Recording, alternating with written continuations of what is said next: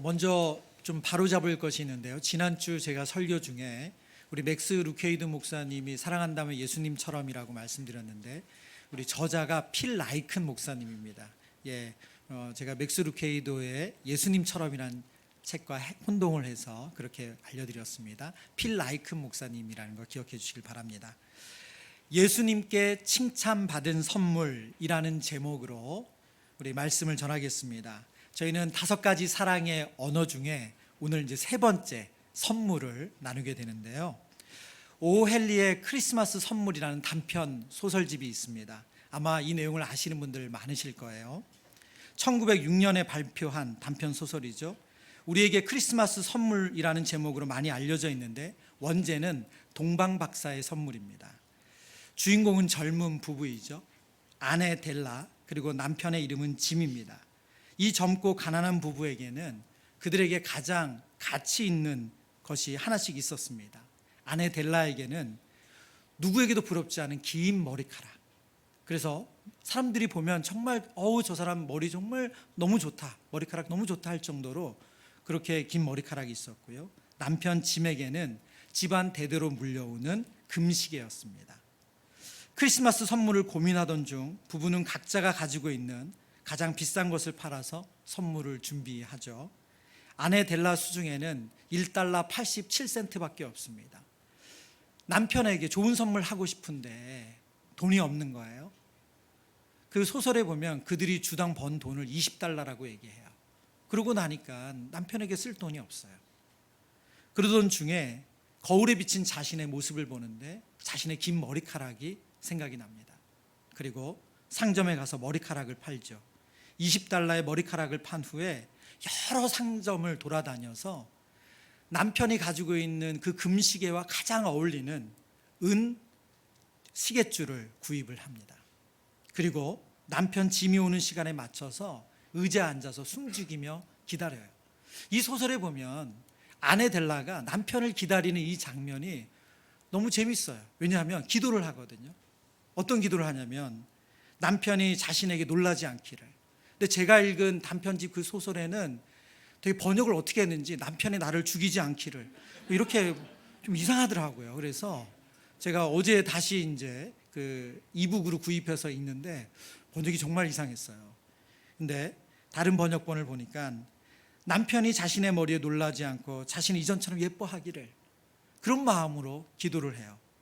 남편 짐은 아내 델라를 보자 이 놀란다는 표현으로는 이해될 수 없는 그런 표정을 짓습니다. 어찌할 바를 모르는 표정을 지어요. 왜냐하면 남편 짐이 사랑하는 아내 델라를 위해서 준비한 크리스마스 선물은 아내의 긴 머리카락, 아내의 그 자랑스러운 풍성한 머리카락에 어울리는 아주 비싼 머리빗이었기 때문에 그렇습니다. 상대방에게 꼭 필요한 것을 고민하고 자신에게 가장 값비싼 물건을 팔아서 그것을 준비한 젊은 부부. 그런데 그 선물은 정작 쓸 데가 없어요. 남편의 금시계가 없어졌기 때문에 아내 델라가 자신의 머리카락을 팔아서 산 은시계줄은 의미가 없습니다. 그리고 아내의 머리카락이 정말 어울리는 그 값비싼 브로드웨이 상점에서 아내가 눈여겨보던 그것을 생각하고 산 그 머리빗 또한 아내의 머리가 숏컷이 됐기 때문에 이제는 소용이 없어요. 그러면 이 선물들은 가치를 잃었습니까? 남편과 아내가 서로에게 선물한 이 선물은 의미가 없나요? 우리는 그렇지 않다는 거 너무나도 잘 알고 있습니다. 우리는 이 단편 소설을 읽으면서 가슴이 몽글몽글해지고 마음이 따뜻해집니다. 이 가난하고 젊은 부부가 서로를 아끼고 그 사랑하는 마음으로 준비한 선물, 그 마음이 그대로 전해집니다. 5가지 사랑의 언어에서 게리 체프먼은 사랑의 언어 3번째가 선물이라고 말하면서 선물을 이렇게 설명하죠. 선물을 줄 때 우리는 반드시 그 사람을 생각한다. 선물 자체는 그 생각을 상징하는 것이다. 값이 얼마나 되느냐는 상관없다. 중요한 것은 상대방을 생각하고 있다는 것이다. 중요한 것은 마음속에 있는 생각이 아니라 사랑의 표현으로 선물을 준비하고 주는 과정으로 드러난 생각이다. 여러분, 오헬리의 이 크리스마스 선물이라는 단편 소설에서 두 부부가 우리에게 그 서로를 생각하는 마음으로 준비한 선물이 얼마나 값지다는 것, 그것을 우리에게 알려주고 있습니다. 남편 짐은 델라를 생각하고 아내 델라는 짐을 생각하며 준비한 선물, 남편의 시계에 가장 어울리는 은시계줄, 아내의 긴 머리카락에 너무나도 잘 어울리는 값비싼 머릿빛, 그 두 사람은 서로를 생각하며 선물을 준비했고 그 마음을 전달했습니다. 가장 좋은 선물이죠. 오늘 우리가 읽은 마가복음의 본문을 보면 한 여인이 예수님께 선물을 합니다. 예수님을 생각하며 선물을 드려요. 그리고 그녀가 드린 선물은 예수님에게 큰 감동이 되었고, 예수님은 그 선물을 준 이 여인을 크게 칭찬을 하세요. 이 본문의 내용이 저희가 지난주에 잠깐 살핀 우리 누가복음에 나오는 바리새인 시몬의 집에 있는 그 사건과 똑같은 사건처럼 여겨지는데요, 성경학자들은 누가복음의 사건과 그리고 오늘의 본문을 포함해서 마태복음, 요한복음에 예수님의 머리에 향유를 부은 사건은 다른 사건으로 봅니다. 오늘 본문 3절 말씀 볼까요? 예수께서 베다니 나병 환자 시몬의 집에서 식사하실 때에 한 여자가 매우 값진 향유, 곧 순전한 나두 한 옥합을 가지고 와서 그 옥합을 깨뜨려 예수의 머리에 부으니, 베다니 나병 환자 시몬의 집에서 식사를 할 때에 라고 성경 말씀합니다. 이 사람이 지금 나병이라는 얘기는 아닙니다. 왜냐하면 지금 나병이었다면 누구도 그 자리에 있을 수가 없습니다. 이전에 나병을 앓았던 거죠. 그러나 회복된 사람입니다. 학자들은 학자 가운데는 예수님이 그 집에 방문한 이유가 예수님께서 이 사람의 나병을 고쳐주셨기 때문에 그래서 방문했다고도 보는 학자들도 있습니다. 그 자리에서 한 여자가 매우 값진 향유, 순전한 나두 옥합을 가지고 와서 그것을 예수님의 머리에 깨트려서 그 향유, 그 기름을 예수님의 머리로부터 흘러가게 합니다. 그런데 그것을 보고 있던 사람들은 분개하죠. 화를 내요. 아주 크게 화를 냅니다. 오늘 본문 4절에 나오는 화를 내다는 단어가 아가낙테오라는 헬라어거든요. 근데 이 단어가 마가복음에 오늘 본문에서만 쓰인 것이 아니라 마가복음 10장에서도 쓰였는데, 그 10장의 장면이 어떤 장면이냐면, 야고보와 요한이 예수님께, 한 사람은 예수님의 오른쪽 편에, 한 사람은 예수님의 왼쪽 편에 저희를 높은 자리에 올려주세요, 그렇게 예수님을 청탁하고 나서 그 이야기를 전해들은 10명의 제자들이 너무 화가 나가지고 분개했다라고 말할 때 오늘 본문에 쓰인 아가낙테오가 쓰입니다. 그러니까 지금 이 자리에 있던 사람들은 이 여인이 한 행동을 보면서 정말로 화를 냈던 거예요. 4절 5절 말씀 우리 다 같이 읽어볼까요? 본문의 4절 5절 같이 읽습니다. 어떤 사람들이 화를 내어 서로 말하되 어찌하여 이 향유를 허비하는가? 이 향유를 300데나리온 이상에 팔아 가난한 자들에게 줄 수 있었겠도다 하며 그 여자를 책망하는지라.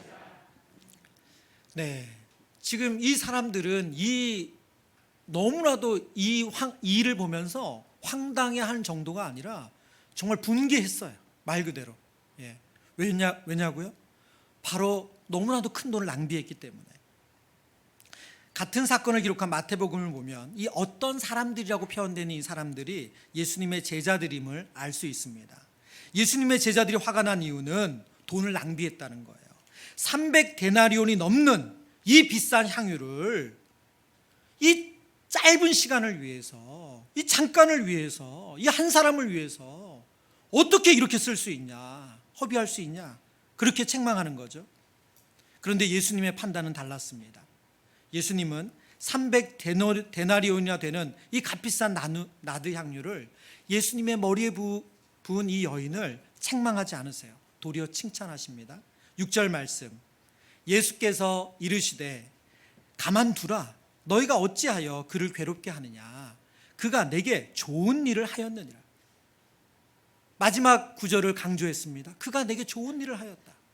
여기서 좋은 일이라는 단어가 칼로스라는 단어인데요, 이 단어는 좋다, 바람직하다는 의미로 쓰이고요, 도덕적으로는 훌륭하다, 그리고 아름답다, 그리고 더 나은, 유익하다, 그리고 어떤 사람이나 상황에 어울린다, 그런 뜻으로 쓰입니다. 지금 예수님은 이 여인의 행동이 바람직한 행동이고 도덕적으로도 훌륭한 행동이고 아름다운 일이고 더 나은 일이고 그리고 더 어울리는 일이다. 이렇게 평가하고 계신 거예요.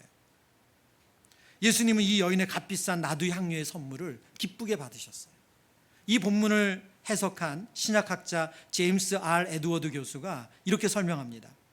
예수님은 자선 기부의 미덕에 대해 제자들과 논쟁을 벌이지 않으신다. 오히려 예수님은 그녀를 비하하려는 사람들로부터 그녀를 내버려 두라고 변호한다. 제자들은 외모로 판단한다. 예수님은 동기로 판단한다. 그들의 기준에 따르면 그녀는 낭비적인 일을 했다. 그러나 예수님은 그녀가 아름다운 일을 했다고 말씀하신다. 예수님이 보신 것은 그 나드 옥합을 깨트린 사람의 그 마음의 중심이었다는 거예요. 그 중심을 보시고 예수님은 칭찬하셨다는 거예요. 이렇게 예수님께서 그 마음의 중심을 보시고 칭찬하신 사건은 마가복음 12장에도 나옵니다. 마가복음 12장 43절 44절 예수께서 제자들을 불러다가 이르시되 내가 진실로 너에게 이르노니 이 가난한 과부는 헌금함에 넣는 모든 사람보다 많이 넣었도다. 그들은 다 그 풍족한 중에서 넣었거니와 이 과부는 그 가난한 중에서 자기의 모든 소유 곧 생활비 전부를 넣었느니라 하시니라. 예수님이 성전에서 헌금하는 한 여인을 보셨어요. 그 여인은 우리로 말하면 동전 2개를 넣은 거예요. 정말 작은 것을 넣었어요. 그런데 예수님께서 어떤 사람보다 이 여인의 헌금이 더 많은 것을 넣었다고 칭찬하시는 거예요. 그 이유가 뭐라고요? 이 여인은 그날 생활비 전부 그거 드리면 사실은 그 여인에게 아무것도 남지 않는데 그 전부를 지금 하나님께 드린 거래요. 예수님은 그 마음의 중심을 보신 거예요. 오늘 이 값비싼 나드 향유를 드린 이 여인의 선물을 받으시는 예수님의 모습이나 2렙돈을 하나님께 성전에 드린 이 여인의 모습을 칭찬하시는 예수님의 모습이나 예수님이 보시는 건 하나예요. 그 사람들의 마음의 중심이에요. 하나님을 향한 그 순전한 마음, 그 순전한 마음에서 나오는 그 전심을 지금 하나님이 기뻐하시는 겁니다. 예수님은 물질의 크기와 상관없이 주님께 드린 그 마음을 보시고 그들을 칭찬하세요. 그런데 이 여인이 예수님의 머리에 향유를 부은 사건은 전혀 새로운 국면을 맞이해요. 우리 본문의 8절 9절 말씀 다 같이 읽어보겠습니다. 그는 힘을 다하여 내 몸에 향유를 부어 내 장례를 미리 준비하였느니라. 내가 진실로 너에게 이르노니 온 천하에 어디서든지 복음이 전파되는 곳에는 이 여자가 행한 일도 말하여 그를 기억하리라 하시니라. 아멘. 예수님은 지금 순전한 나드의 향유를 예수님의 머리에 부은 이 여인을 칭찬하시면서 그녀의 행동이 갖는 의미가 무엇인지를 설명해 주세요. 바로 예수님의 머리에 향유를 부은 사건은 예수님의 장례를 미리 준비한 일이라는 거예요. 예수님은 이 땅에 죄인들을 위해서 십자가에서 죽으시기 위해, 그래서 그 죄를 사해 주시기 위해 오셨습니다. 예수님의 구속사는 십자가를 향하고 있어요. 그 죽음을 향하고 있죠. 근데 그 죽음을 이 여인이 준비해 줬다는 거예요. 유대인들은 장례를 치를 때 방부 처리를 하지 않습니다. 저희 우리나라는 보통 예전에는 5일장 했잖아요. 그래서 염을 다 하죠. 지금도 보통 3일장을 하죠. 그래서 염을 합니다. 그래서 방부 처리를 하지만 유대인들은 소천하시면 그날이 장례식이에요. 그래서 하루장이에요, 보통. 그래서 어떻게 하냐면 방부 처리를 하지 않기 때문에 장례식에서 냄새를 숨기려고 시체에 향유를 바르는 것이 일반적입니다. 예수님은 그녀의 행동이 예수님의 죽으심 곧 장례를 준비하는 행동이라고 말씀하세요. 그래서 이 일은 비난받을 일이 아니라 복음이 전해지는 곳마다 이 여인의 이 행동, 예수님의 머리에 향유를 부은 이 일이 기억되어야 된다. 그렇게 칭찬하세요. 물론 오늘 본문에 보면 지금 예수님의 머리에 향유 옥합을 깨트린 이 여인은 예수님의 장례를 준비하기 위해서 이런 행동을 했다는 것을 알려주지 않습니다. 성경 어디에도 그녀가 그런 마음으로 예수님의 머리에 기름을 부었다는 볼 수 있는 근거는 찾을 수가 없어요. 그녀는 순전히 주님을 향한 그 순전한 마음으로, 그 뜨거운 마음을 표현했던 것밖에 없습니다. 그런데 놀랍게도 바로 그때가 예수님이 잡히시기 전이었고, 그리고 예수님은 얼마 후 잡히셔서 죽음을 맞이하세요. 오늘 우리가 읽었던 본문 마가복음 14장 3절에서 9절, 이 앞뒤 본문을 보면 1, 2절에도 예수님의 죽음에 대한 언급이 있고요, 그리고 바로 10절, 11절에도 예수님의 죽음에 대한 언급이 있습니다.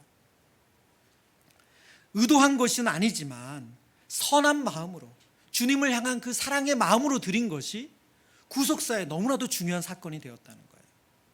여러분, 이렇게 의도하지 않았지만 선한 마음으로 하나님께 쓰임받는 사례는 성경에서 또 찾을 수가 있는데요, 아브라함의 사건이 그렇습니다. 창세기 18장에 보면 아브라함이 자신의 집 앞에 앉아 있는데 눈을 들어서 보니까 세 사람이 뜨거운 태양볕에서 걸어와요.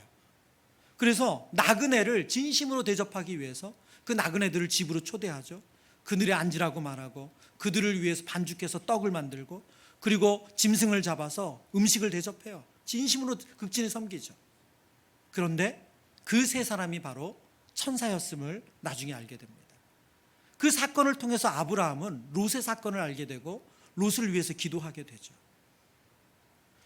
여러분, 나드 향유를 예수님의 머리에 부은 여인, 이 여인은 예수님의 칭찬도, 그리고 복음이 전해지는 곳마다 자신이 한 일이 사람들에게 기억될 거라는 거 전혀 기대하지도 않았고 예상하지도 않았습니다. 그냥 진심으로, 주님을 향한 진심으로 그 마음을 억누르지 못해서 그것을 표현했을 뿐이에요. 근데 이것이 그렇게 큰 선물로 예수님께 드려진 거죠. 여러분, 이 말씀을 묵상하면서 오늘 저와 여러분이 드리는 예배, 이 예배를 생각하게 됩니다.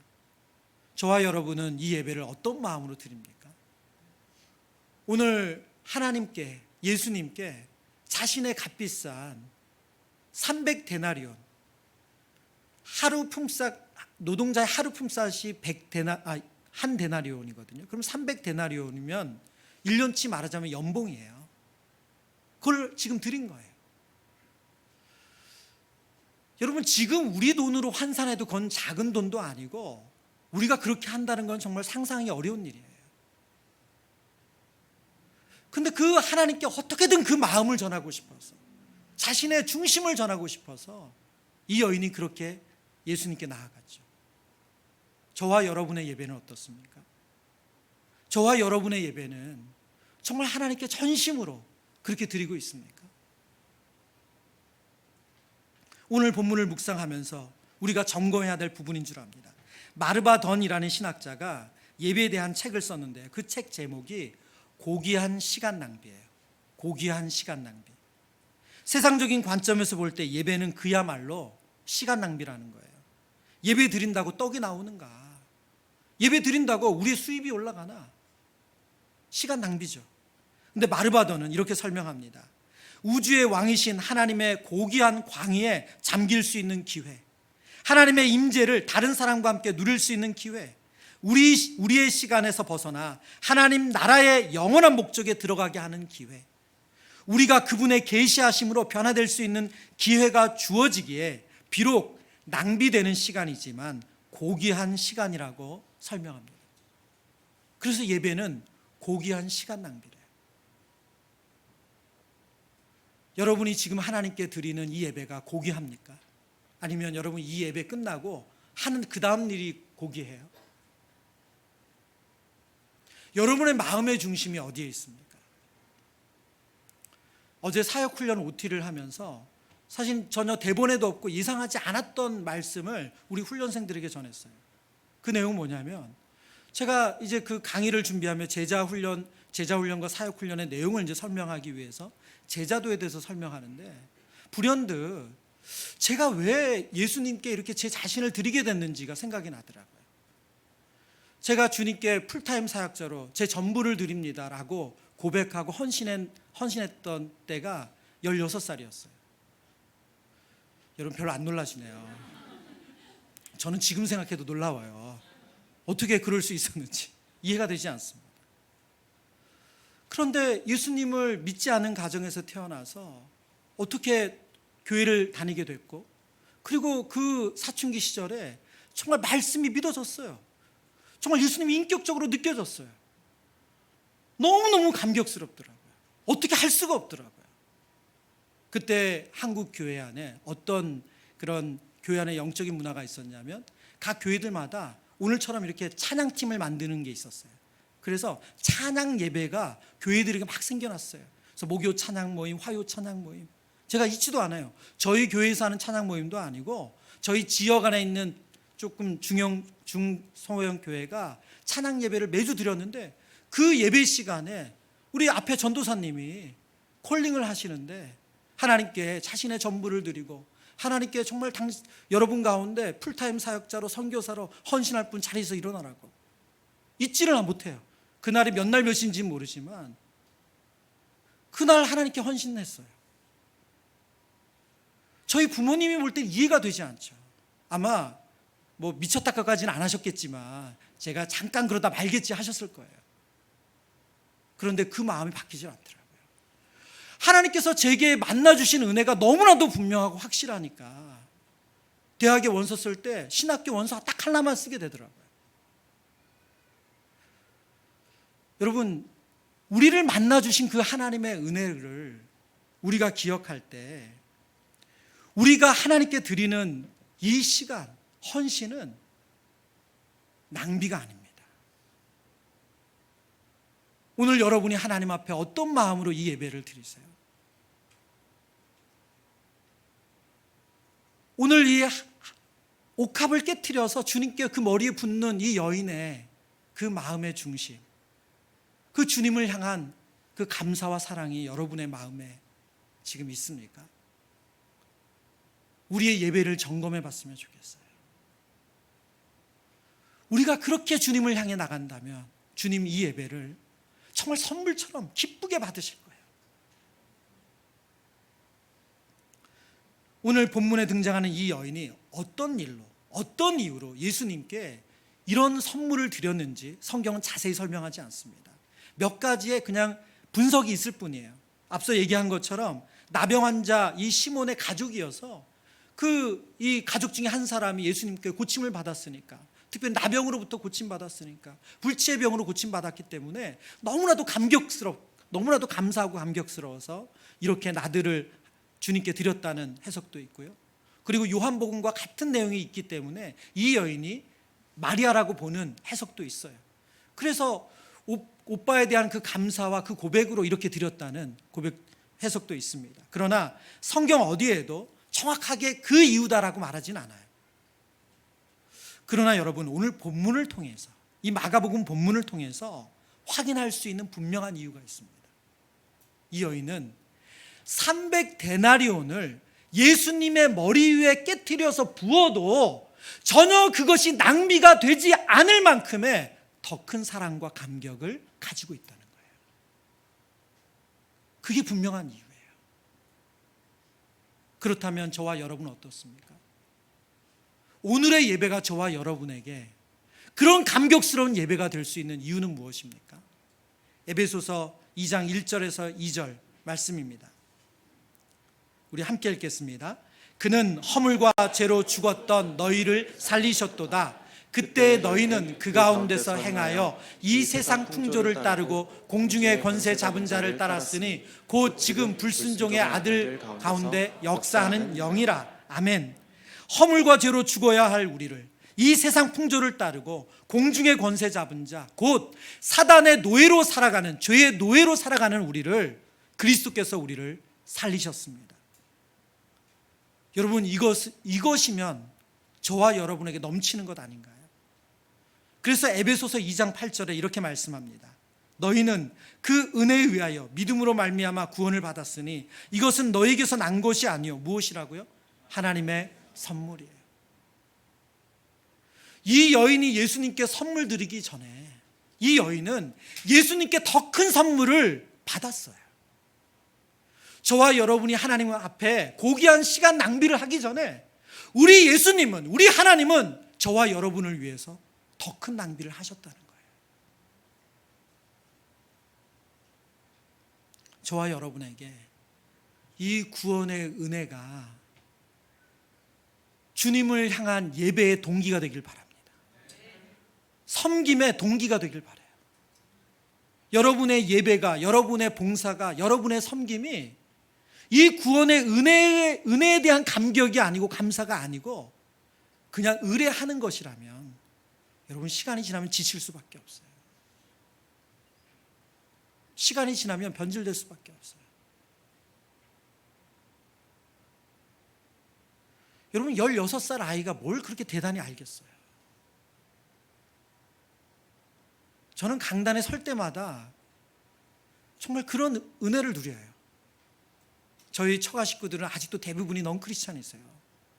여러분은 저에게 되게 너무 존중해 주시잖아요. 목사님 이러시잖아요. 저는 저희 처가 할 때마다 깨달아요. 저의 본질을. 왔나? 끝. 제가 그분들을 비난하는 거 절대 아닙니다. 저를 사랑해 주세요. 그렇지만 예, 개척교회 한다는 걸 긍휼히 여기죠. 먹고는 살려나.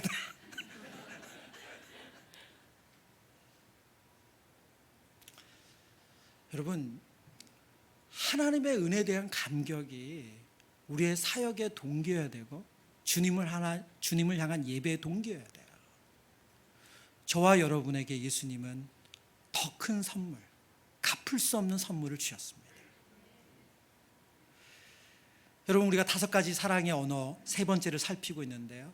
게리 체프먼 박사는 선물의 의미를 3가지로 정리해줘요. 첫 번째는 선물은 사랑의 징표래요. 게리 체프먼 박사가 인류학을 전공했다고 책에서 소개하면서 자신이 북미, 남미 그리고 또 아시아의 여러 문명들을 연구해 보니까 이 문명들 안에 되게 공통점이 있다는 거예요. 그게 뭐냐면 사랑과 결혼을 할 때 다 선물을 교환한다는 거예요. 그러니까 결혼할 때 선물을 주고받는 이런 예물 교환 같은 것이 그냥 어느 지역만의 풍습이 아니라 모든 인류에게 공통적인 풍습이었다는 거예요. 그 이유는 뭐냐? 바로 선물이 사랑의 증표이기 때문이다 라고 설명합니다. 가장 오랜 기간 문화적으로 사람들이 사랑한다는 표현을 선물로 해왔다는 거예요. 결혼식 가운데 결혼 반지를 교환하는 것은 그 사랑의 증표를 나누는 것이라는 것을 우리에게 상기시켜 줍니다. 물론 이런 사랑의 증표가 없어도 사랑의 언약, 서로를 사랑하는 확신이 전혀 흔들리지 않는 분들도 있습니다. 그러나 배우자나 가족이 제1 언어, 사랑의 언어가 선물이라면 눈으로 볼 수 있는 선물을 통해서 그 사랑을 표현하는 것은 중요하죠. 여러분이 가족 중에 사랑의 언어가 선물인지 아닌지를 알 수 있는 방법은 아주 심플합니다.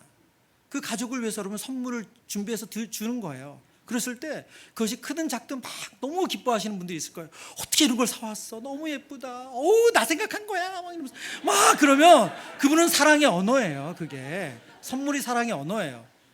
그런데 그걸 딱 갖다 주면 쓰레기 하나 또 가져왔네. 여러분, 그러면 사랑의 언어가 그분은 선물이 아닌 거예요. 예. 그래서 여러분 한번 해보세요. 예. 선물의 의미 2번째는 선물은 최고의 투자라는 거예요. 여러분, 선물을 주고받는 것이 익숙한 분이 있습니다. 이런 분들은 대부분 돈을 잘 쓰는 게 익숙한 분들이에요. 자신을 위해서 물건을 사고 또 뭔가 하는 거를 편한 분들은 선물을 주고받는 게 어렵지 않아요. 그러나 몸에 근검절약이 몸에 배신 분들이 있어요. 그래서 돈을 쓰기보다 모으는 데 관심이 있는 분들이 있죠. 그분들은 가족이나 혹은 누구를 위해서 선물을 주는 것이 되게 마음적으로 좀 힘들어요. 부대껴요. 이렇게 비싸게 해야 되나? 때마다 이런 거 해야 되나? 그냥 기념일 지나가면 안 되나? 이렇게 대단하다고 매년 오는데, 이런 마음을 가질 수 있습니다. 게리 체프먼 박사님이 그런 분들에게 이런 도전을 해요. 하지만 당신도 자신을 위해 무언가를 구입하고 있다는 사실은 알아차리지 못한다. 돈을 절약하고 저축하는 것은 바로 당신 자아의 가치와 감정의 안정감을 사는 것과 같다. 돈을 다루는 방법으로 당신은 당신의 감정적 욕구를 다스리는 것이다. 뭐예요? 근검절약하는 분들은 돈을 통장에 혹은 다른 것으로 모아두는 것으로 자신의 감정적 욕구를 만족시키는 거래요. 그러니까 그분들이 돈 쓰지 않는 게 아니라는 거예요. 실제로는 돈을 통장에 넣어두는 것으로 자신의 감정적 욕구를 다스리고 있는 거래요. 그러니까 사실은 가장 비싼 선물을 자신에게 늘 하고 계신 거예요. 예. 그러나 당신이 지금 취하는 행동은 배우자의 감정을, 가족의 감정 욕구를 충족시키지 못한다. 여러분, 만약에 어떤 아버지가 아들에게 아빠 저 이것 좀 사주세요 그런데 야 그거 시간 지나면 몇 년 지나면 쓸데없어 괜찮아.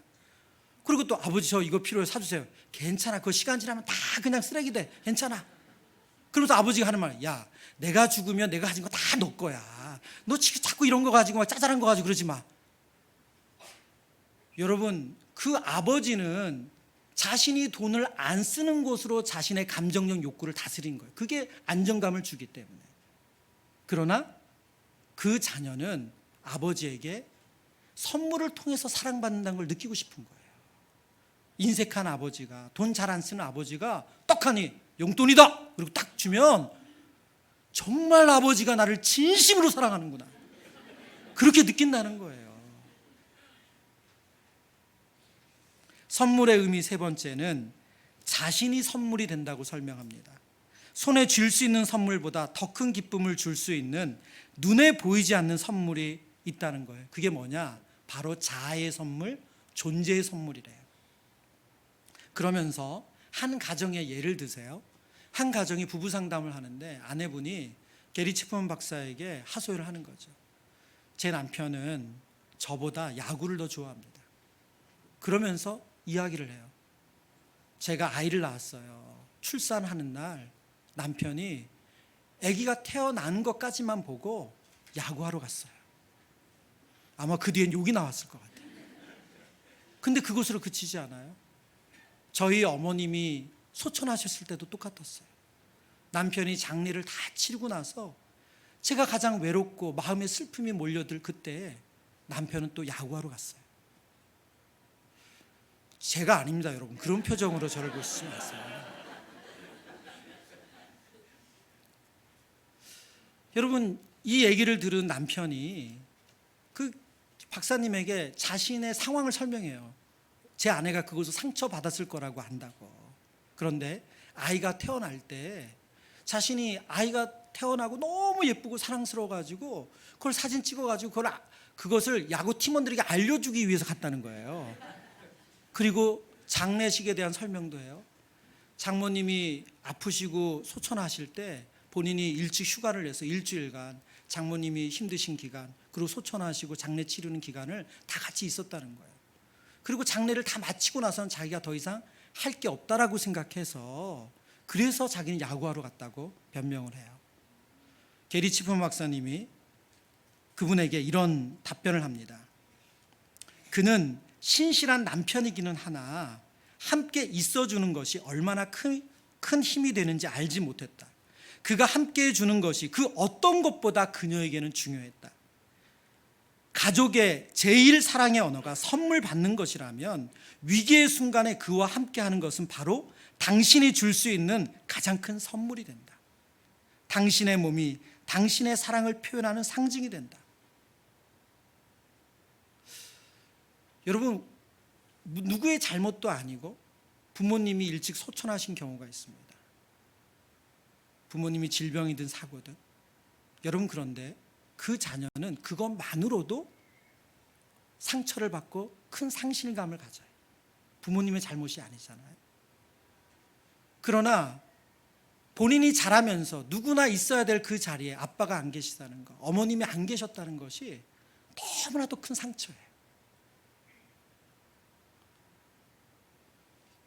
여러분, 존재 자체가 선물입니다. 여러분이 자녀의 곁에, 여러분이 가족의 곁에, 배우자의 곁에 있어주는 그 시간이 선물이에요. 특별히 그 시간이 아프고 힘들고 외롭다면 더더군다나 그렇습니다. 제가 사실 어젯밤에 이 말씀을 준비하면서 이 마지막 문장을 쓰고 나서 아내에게 물어봤어요. 여보 혹시 나도 그런 적 있어? 제가 큰 실수를 했어요.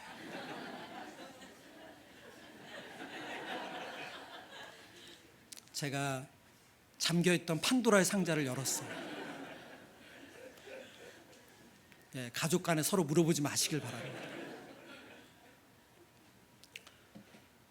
여러분, 사랑의 언어가 선물입니다. 어떤 분에게는 이 선물이 너무너무 중요해요. 그런데 저와 여러분이 누군가에게 진심으로 사랑하고 때로는 과해 보이는, 낭비처럼 보이는, 정말 왜 그렇게까지 해야 되지 할 정도로 누군가에게 사랑을 표현할 수 있다면 그 이유는 우리가 먼저 예수님께 그 사랑을 받았기 때문이라는 거예요. 예수님이 우리를 향해서 가장 큰 낭비, 그 생명을 주셨기 때문에 우리도 누군가에게, 그것이 가족이든 형제든 자매든 그분들에게 그 선물을, 그 사랑을 표현할 수 있는 거예요. 저와 여러분 안에 이 은혜가 있기를 축원합니다.